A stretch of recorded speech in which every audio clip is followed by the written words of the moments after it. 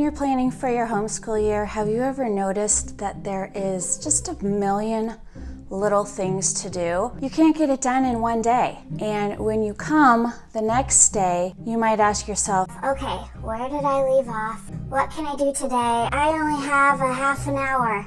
Where do I begin? So this is part 3 of my homeschool planning video series. And in this video, I'm going to show you how I set up the massive to-do list. It's part of planning the plan, which is what I talked about in my last video. We started a little bit earlier than this to-do list with homeschool pre-planning activities like, what are your goals for the year? What do you want your homeschool to look like? Is this going to affect what kind of curriculum I choose? I consider that all pre-planning type stuff, but actually getting down and planning out how is this school year going to work and what is it going to look like for us, that's the plan. And today is the to-do list for the plan. If you haven't watched my first 2 videos in this series, let me remind you one of the reasons why I felt like I needed to plan to this kind of detail, which was, again, more than I have ever done before, was I wanted the ability to plan on the go, not have to be in my homeschool room amongst all the curriculum in order to know what was coming up. So I had a binder, a weekly planning binder in mind, so that if I was at a ballet lesson or if I was at a volleyball practice, I could just take my homeschool planner in my binder with me and I would have everything I needed to know to plan my week. The reason that I needed to plan this way this year is I didn't buy a lot of curriculum that I could just bring in, open and go, tell me what I need. I customized a lot of my curriculum. I bought things that didn't necessarily have a scope and sequence.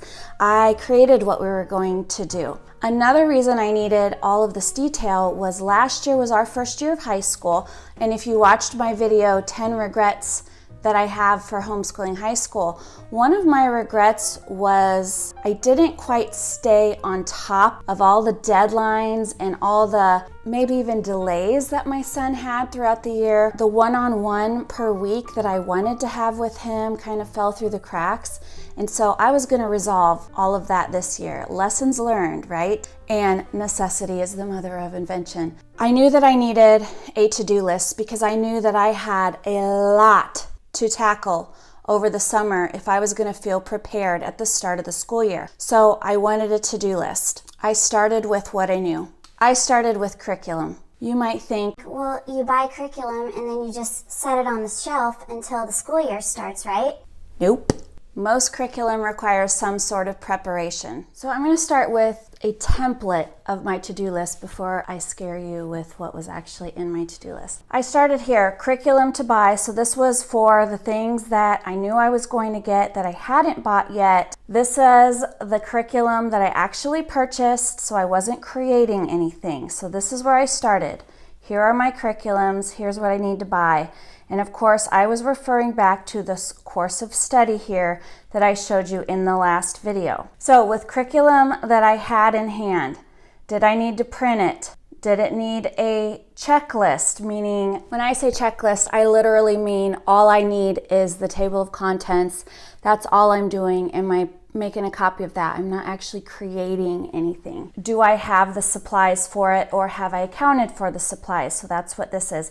And these are literally to be used like little check boxes, like, yep, done, done, done. And then here was the curriculum I was going to buy. I usually did a status. If it was ordered, I colored the box like yellow.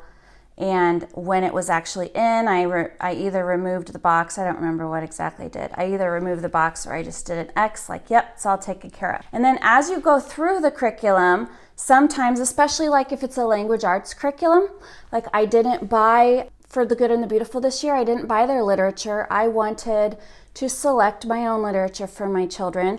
And then also for my high schooler, I selected what books he was going to read. So I wrote down all the books that we were going to need over here and determined, do I need to buy the book? Does our library have the book? Is it on Thrift Books? Because that is my used book site of choice. If it was available there, then of course we would buy it used. If I already had the book, I did put it on this list. I think I put it on the supplies list. Then for each curriculum, again, do I need a procedure list? So I just wrote down what I needed procedures for. And again, is the procedure created? Did I print it yet? So is it ready for my binder? So that's a whole extra checkbox. And do I need any supplies for this procedure? The lesson list is similar to the scope and sequence that I talked about right here, except this is more of a custom. Do I need to create a custom lesson list? So for example, the Good and the Beautiful Science, they had a scope and sequence, but I created a specific lesson list for that because I wanted to also note which lessons needed supplies. So I created my own lesson list for that. Again, is it done? Is it printed? Do I need additional supplies? Events to plan and get into the planner. This might be like known field trips that I already know about. It could be 100 Day of School that I would like to make sure that I plan a special day for that. It could be I want to plan out something special for Thanksgiving. Have I planned that yet? I just kind of brain dumped some ideas in here, but honestly, this isn't something that has to be done before the school year starts, so I didn't do a whole lot with that. Ideas for more events, and then supplies is where you start going through the curriculum, which supplies you need. You might need notebook, you might need loose leaf paper, you might need tracing paper for art, right? So do I have it or do I need to buy it? And then which curriculum are the supplies for? So I'm not going to go on here yet. So I'm just starting here. I'm going through my curriculum. I'm just noting the things that I know, the easy things that I can do. I'm not like getting into the weeds quite yet. I'm not getting deeply into the planning. I'm just making my list. I think I mentioned this in the last video about procedures. I don't have a formal history curriculum for my kids. I am utilizing read-alouds for our history, and then I'm adding in map work and other activities. So that is an example of what I need a procedure for. When we sit down to do history, what am I going to do? And this procedure for me, I turned into sort of a loop. We're reading missionary stories, so I created worksheets to go with each missionary. I wanted to add in also geography work, but we can't do everything every day. So we're gonna read the book. While we're reading the book, they're going to do some sort of map work, or they're going to color this map. They're gonna do something that they can keep their hands busy, but also listen. So those are the types of things I'm talking about for procedure. I don't have a formal curriculum, but what are we going to do and how am I gonna make it happen? I wanted to think through these things so that I had an idea, because I have a billion ideas in my head every single year. But if I don't document it and I don't have a plan for how I'm going to do it, then at the end of the year, I'm just like, Oh, we never really did anything with that. or I forgot that was one of my ideas. We'll try again next year. I wanted to make sure this year I thought through in great detail what I wanted to do. And if it was a task that I needed to do up front, because I don't have capacity to do a lot of this during the school year, I wanted to make sure it was documented in my to-do list so that I could take care of it now. I started with the Open and Go curriculum, the stuff I purchased, but then because I was referring to the course of study, I was saying, okay, for my girls' history, this needs a procedure. For the read-alouds, read-alouds are not a formal curriculum. I don't want to forget to have a plan for my read-alouds. How am I going to alternate between missionary stories and the other books that I want to do? I wanted to incorporate some poetry tea time at some point in the year. What's my plan for that? Because I'm realistic enough to know I could say I'm going to do it once a month, but things come up. I'm really not that rigid in terms of we're going to do this every day and this every week. So I guess my schedule is kind of like when all of these things are accomplished, then the next thing will be the poetry tea time at whatever point of the year that happens. So I'm going to pull up my to-do list here. This, I did not finish it on the computer because once most of it was done and I was ready to start prepping it, I ended up printing out my to-do list and I finished it by hand with my check marks, because at that point I knew I was done adding things to the list. But I will say, when I first started creating this, so many ideas. Oh yeah, I gotta do this. Oh yeah, I gotta make a schedule. Oh yeah. I need to not just write down supplies that the curriculum calls for, but like, for example, at some point I was like, how many binders do I need? I need binders for each of my kids, for them to, hold their science journal, for them to hold their history worksheets, for them to do their free writes or their journaling or writing to keep their papers in or their art projects. I need my weekly binder. I need a high school binder for mom. I need, what binders do I need? So I ended up at the end of my list, like this was one of the ideas that spawned. I ended up making a column for binders.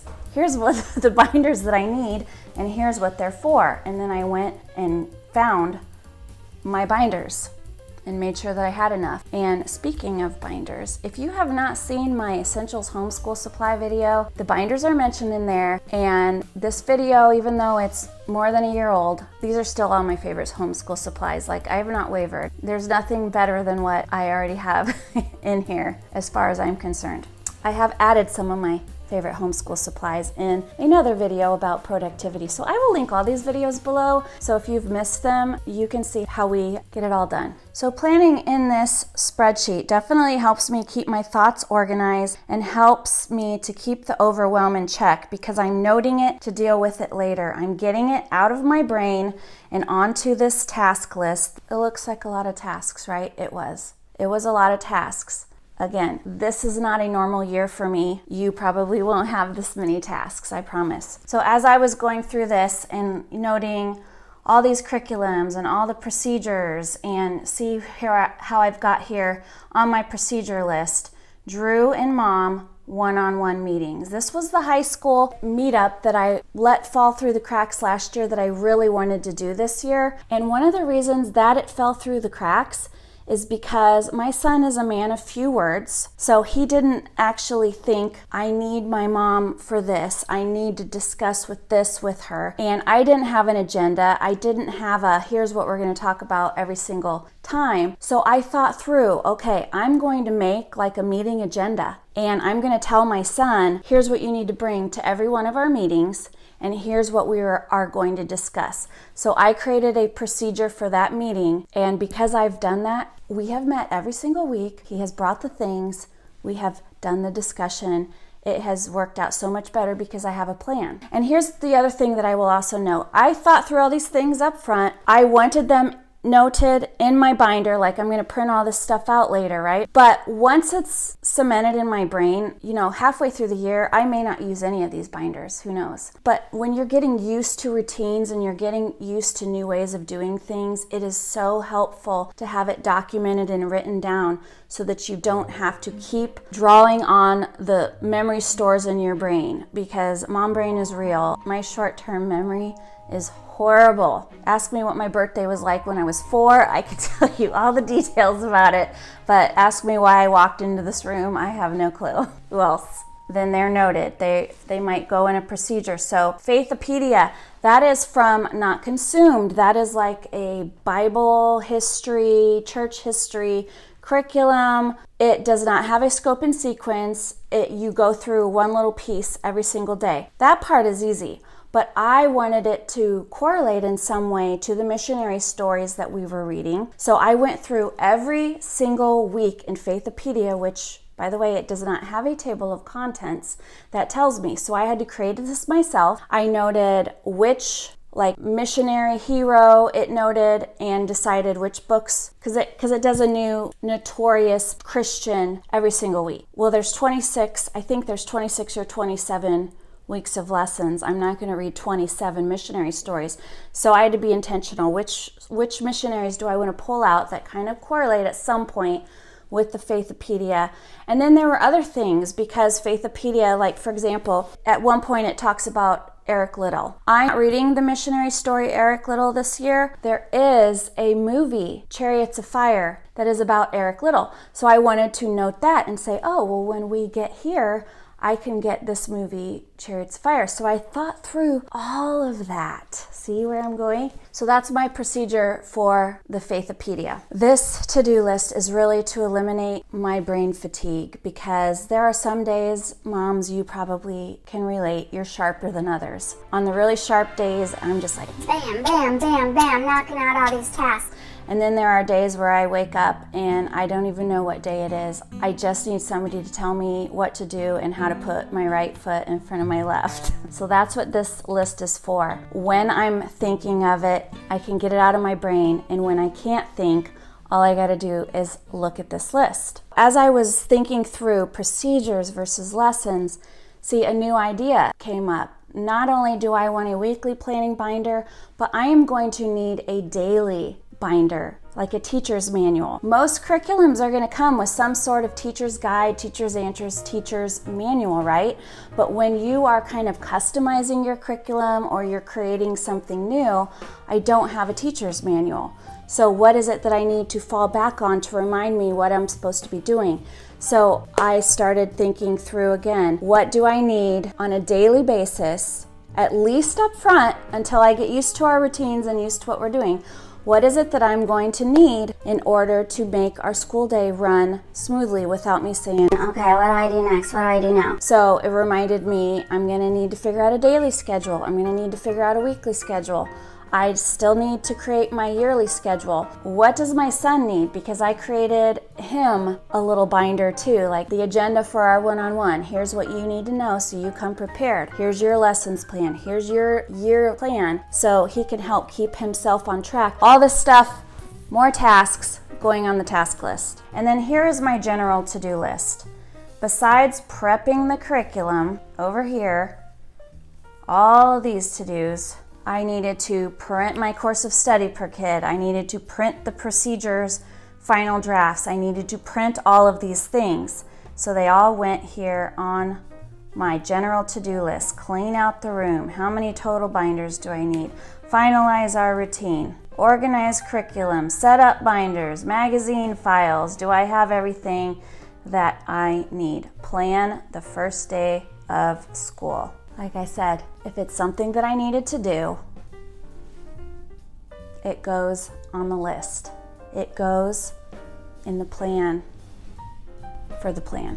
I can't wait to show you these binders in my next video.